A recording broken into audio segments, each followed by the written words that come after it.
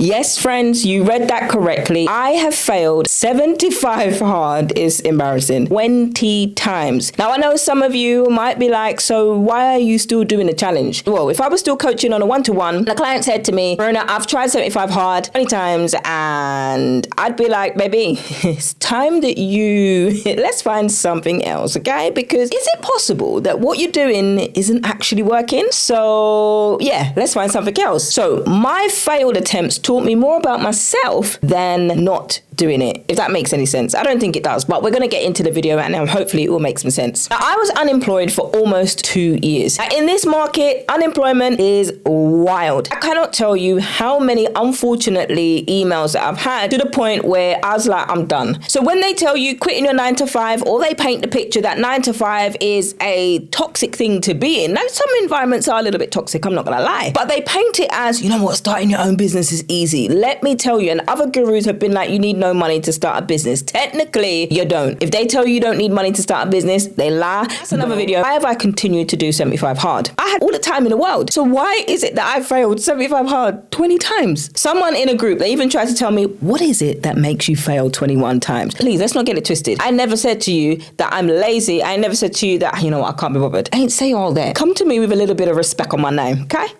Okay. Now, I know people mean well, but that's no. Anyway, I had nowhere to be, and if you've been there, you know how quickly your brain goes to a dark place if you do not have any routine in place. Now, aside from being a Christian and aside from being a woman in her word and a woman who loves God and is a faithful Christian, okay, I felt like 75 hard was the other reason that continued to help me move, because when I stopped, I noticed what it was like, and I was like, you know what, I started to be a bum. Like, unemployed for 2 years, you don't get a routine. You have to force yourself into a routine, because you got the routine where you're napping, you're snacking, you're doing whatever you want. You spend 10 minutes applying for a job. There's so many things that you do create a routine. It's surprising how you get a routine and you don't necessarily have any money or any job, but you still have a routine of some sort. But then when I stopped doing it, I was like, no, I actually like the structure that it gave me, because I put the book away and I'm like, what is going on? Let's talk about the physical, shall we? That my body started to notice. Now, okay, I haven't got 6-pack abs where you can't see them just yet, okay?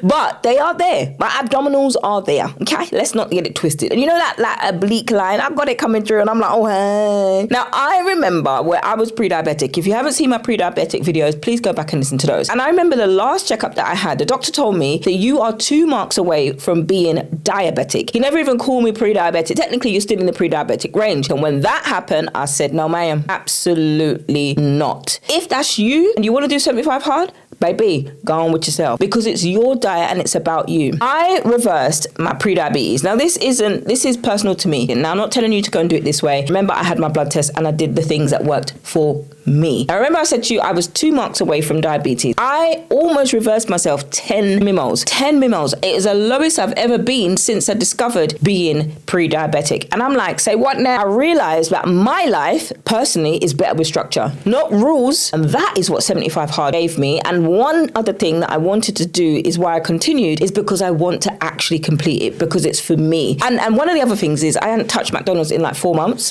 I had zero desire to touch it. But the second that I dropped my routine, forget about it. I was a pig. I tell you, I was greedy with my big back self. My body was physically telling me I can't have this. And then I had it again in the second day, still struggled. That was my wake up call, that structure isn't a prison. It is my safety net. So I'm in the middle as we record this video of I'm actively on the journey to round 21 of 75 hard. If you're a woman over 40 and you're sick of the all or nothing when it comes to losing weight, when it comes to nutrition, stop punishing yourself for unfinished journeys. If you're a little bit fluffy, enjoy your fluff and embrace the fluff whilst making those changes. I tell you, being unemployed, Jesus help us. Jesus, fix it. Fix it, Jesus, immediately, because the temptation, well, to be fair, there's no money to eat. So that's one reason why I didn't eat cheap foods.